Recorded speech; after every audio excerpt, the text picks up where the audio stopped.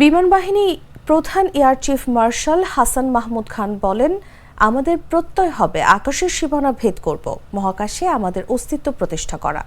বুধবার দুপুরে aviation and aerospace বিশ্ববিদ্যালয়ের ৬ষ্ঠ প্রতিষ্ঠা বার্ষিকীর অনুষ্ঠানে এসব কথা বলেন তিনি। বিশ্ববিদ্যালয়ের vice chancellor air vice marshal AKM Monirul Bahar এ অনুষ্ঠানে সভাপতিত্ব করেন। এর আগে প্রতিষ্ঠা বার্ষিকীর এই অনুষ্ঠানে শিক্ষার্থীদের উদ্ভাবিত ড্রোন, কিউব স্যাটেলাইট সহ মহাকাশ গবেষণা সংক্রান্ত বিভিন্ন সরঞ্জামাদি পরিদর্শন করেন।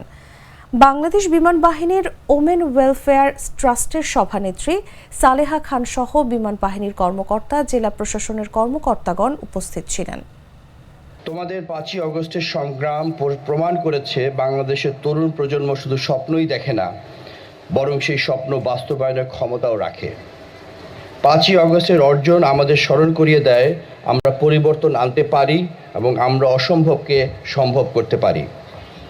তবে মনে রাখবে, বিশ্ব দ্রুত বদলাচ্ছে।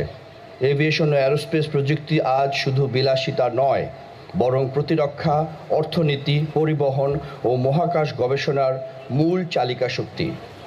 আমাদের স্বপ্ন, একদিন আমরা নিজেদের তৈরি বিমান ও মহাকাশ যান দিয়ে আকাশ ও মহাকাশ বিচরণ করব।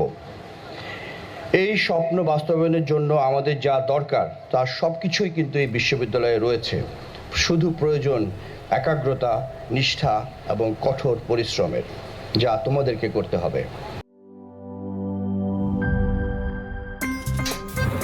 আমার একটা স্মার্ট সিদ্ধান্তে 25% গ্যাসের খরচ কমেছে। ভাবছেন কিভাবে?